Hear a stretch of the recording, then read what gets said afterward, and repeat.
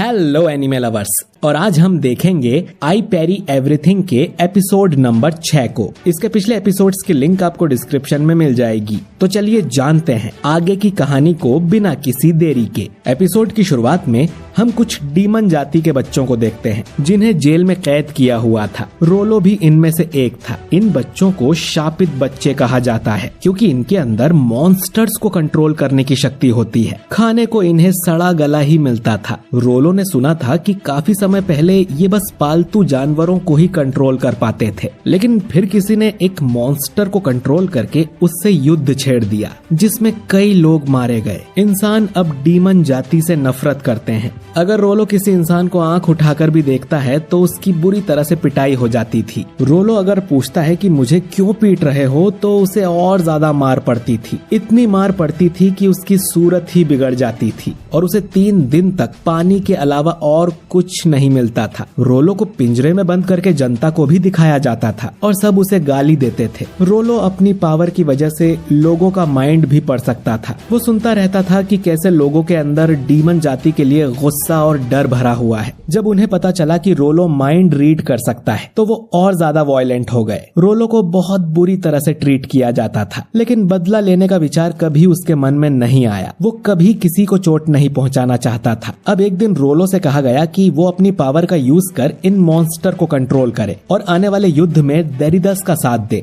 Demon जाति युद्ध में काफी यूजफुल होती है। अगर रोलो ऐसा करता है तो कभी उसकी पिटाई नहीं की जाएगी और उसे उसका मनपसंद खाना पेट भर के खाने को दिया जाएगा। सिर्फ रोलो ही नहीं बल्कि जेल के सभी बच्चों को। लेकिन अगर रोलो मना करता है तो उसे रोज डबल पनिशमेंट मिलेगी। इस आदमी ने अपने सर में एक मैजिकल डिवाइस पहना हुआ था जिससे रोलो उसका माइंड रीड नहीं कर पाता कि ये सच बोल रहा है या झूठ। लेकिन इस आदमी ने हमेशा अपना वादा पूरा किया है, इसीलिए रोलो मान जाता है और उस ब्लैक डेथ ड्रैगन को लेकर राजधानी की तरफ आने लगता है। वो सबको मारने का सोच रहा था, लेकिन तभी लीन उसकी गायब होने वाली शील्ड तोड़ देती है और उसका ध्यान भटकने से वो ड्रैगन रोलो पर ही हमला कर देता है। रोलो सोचता है कि मुझसे गलती हो गई, अब मेरी वजह से बाकी लोगों को भी भुगतना पड़ेगा। अब ड्रैगन रोलो को मारने आता है। रोलो अब खुशी खुशी अपनी डेथ का स्वागत करता है क्योंकि उसे इस बेकार की जिंदगी से आजादी मिल रही थी। वो सोचता है कि अगर उसका पुनर्जन्म होता है तो वो अपनी अगली जिंदगी में ऐसे पिटना नहीं चाहता। काश वो किसी के कुछ काम आ सके और काश उसे अच्छा खाना खाने को मिले, कम से कम एक बार। ये सब सोचते हुए रोलो मरने को तैयार था, लेकिन अचानक ही नॉर उसके सामने आकर उसे बचा लेता है और ड्रैगन से लड़ने लगता है। रोलो सोचता है कि ये आदमी मुझे बचा क्यों रहा है। ड्रैगन अब जहर की उल्टी करता है जिससे दोनों की हालत खराब होने लगती है। नॉर अब अपने हीलिंग मैजिक से खुद को बचाने की बजाय रोलो को बचाता है, जिस वजह से रोलो पर जहर का असर नहीं होता, लेकिन नॉर की हालत खराब होने लगती है। लेकिन फिर भी नॉर कहता है कि चलो अच्छा है, मैं ठीक हूँ। अब कहानी नॉर के बचपन में जाती है। एक दिन नॉर खाना बनाने के लिए जंगल से कुछ सब्जियां लेकर आता है, लेकिन वो गलती से एक जहरीली सब्जी भी उठा लाया था जिसे खाने के बाद नॉर के शरीर में जहर फैल जाता है और वो मरने लगता है। नॉर खुद पर लो हील का यूज करता है और अगली सुबह तक जिंदा बच जाता है। नॉर किताब में देखता है कि उस सब्जी को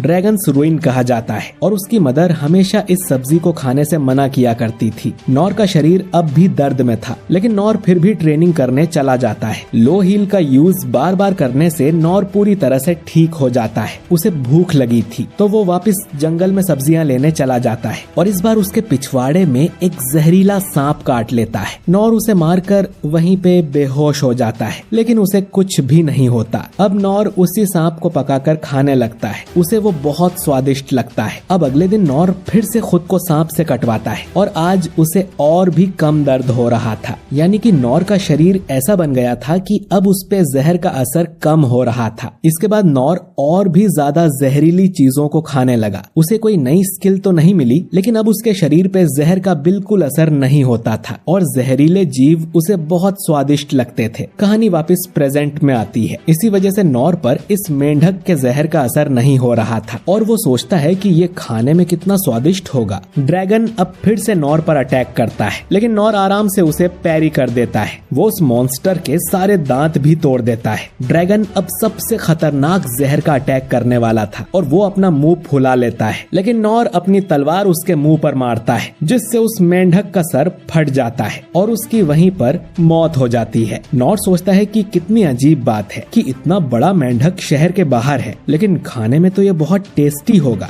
नॉर अब रोलो से पूछता है कि क्या तुम ठीक हो और तुम अकेले इस खेत में क्या कर रहे हो? रोलो बोलता है कि मैं उस मॉन्स्टर को यहाँ तक लाया हूँ और उसने ये मॉन्स्टर शहर तक ले जाने का प्रॉमिस किया था। अब ये सुनकर नॉर को लगता है कि वो मेंढक जरूर खाने के लिए ही था और ये बच्चा उसी की डिलीवरी करने जा रहा था और उसे जिंदा ले जाने से वो ज्यादा देर तक ताजा रहता और इसने खुद पर इनविजिबल सील इसलिए लगाई होगी ताकि कोई उसका मेंढक चोरी न कर ले। शायद ये बच्चा अपने फार्म पर ऐसे जहरीले मेंढक पालता होगा, बिल्कुल जैसे कोई बकरी पालता है। और नॉर ने इस बेचारे गरीब की फूड डिलीवरी खराब कर दी। नॉर माफी मांगता है उसके कीमती खाने को मारने के लिए। नॉर उसके पैसे चुकाने को भी राजी हो जाता है। रोलो कहता है कि उसे कोई पैसे देने की जरूरत नहीं है, सब ठीक है। नॉर कहता है कि ठीक है, लेकिन तुम इतने बड़े मेंढक को यहाँ तक कैसे ले आए? रोलो बताता है कि मैं मॉन्स्टर्स को कंट्रोल कर सकता हूँ। रोलो को लगता है कि अब नॉर भी उसे गाली देगा, पर नॉर सोचता है कि ये छोटा बच्चा इतने बड़े मॉन्स्टर को कंट्रोल कर सकता है, ये तो कमाल की स्किल है। रोलो बताता है कि ये एक तरह की शक्ति है और वो इसके साथ ही पैदा हुआ था। नॉर कहता है कि ये तो और भी कमाल की बात है, ऊपर वाले ने तुम्हें ये टैलेंट गिफ्ट दिया है। रोलो अब हिम्मत करके बताता है कि मैं डीमन जाति का हूँ और सभी डीमन जाति के लोग मॉन्स्टर कंट्रोल कर सकते हैं। अब नॉर बोलता है कि अच्छा, डीमन जाति कोई ट्राइब है और सिर्फ उनके पास ही ये पावर है। नॉर सोचने लगा था कि अगर उसके पास ऐसी एबिलिटी होती तो वो क्या करता। वो जंगल के जानवरों से अपने खेत के काम करवाता, वो बर्ड्स का इस्तेमाल कर लेटर डिलीवर करवाता, रात में भेड़िए उसकी रक्षा करते, कितना मजा आता।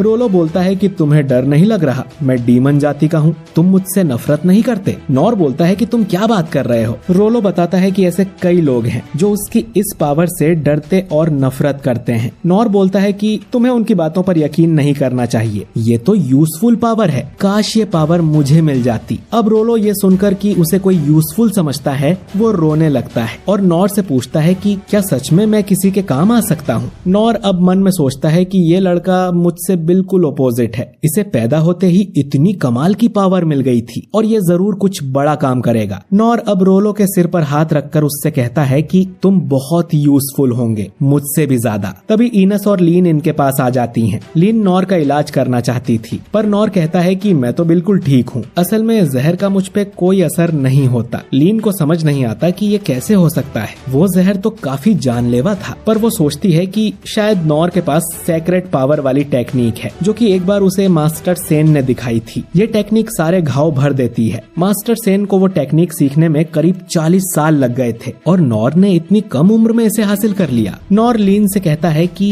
इस बच्चे का जरूर इलाज कर दो। रोलो को करीब से देखने पर लीन को यकीन हो जाता है कि ये लड़का डीमन जाति का है। वो नॉर से पूछती है कि हमें इसके साथ क्या करना चाहिए। नॉर कहता है कि इसे भी घोड़ा गाड़ी की सैर करवाते हैं। लीन मन में सोचती है कि डीमन जाति बहुत खतरनाक होती है और कई देशों में इन्हें देखते ही मार दिया जाता है। इनस रोलो से पूछती है कि वो किसके कहने पर मॉन्स्टर को शहर में ले जा रहा था, जिस पर रोलो बोलता है कि उसे नहीं पता। अब रोलो को देखकर इनस समझ जाती है कि ये एक गुलाम है। रोलो बताता है कि उसे नहीं पता कि वो कहां से आया है और किस जगह पर है, तो नॉर बोलता है कि हमें इसे किसी पास के शहर तक छोड़ देना चाहिए। लीन से उसके फादर हमेशा कहते थे कि कभी भी सुनी सुनाई बातों पर यकीन मत करना और अपनी आंखों से देखकर ही भरोसा करो। अब रोलो को देखकर लीन को उसमें एक डरा हुआ बच्चा नजर आता है, न कि कोई खतरनाक डीमन जैसा कि लोग कहते हैं। अब लीन भी इस बच्चे को अपने साथ ले चलने के लिए मान जाती है। इनस कहती है कि डीमन जाति का मिथ्रा जैसे पवित्र शहर में जाना अलाउड नहीं है, हम इसे साथ नहीं ले जा सकते, लेकिन यहाँ अकेले भी नहीं छोड़ सकते। अगर ये इसे साथ ले गए तो मिथ्रा वाले इन्हें दुश्मन समझकर इन पर अटैक कर देंगे। ये लोग ये सोच ही रहे थे कि क्या करें और तभी इनके पीछे एक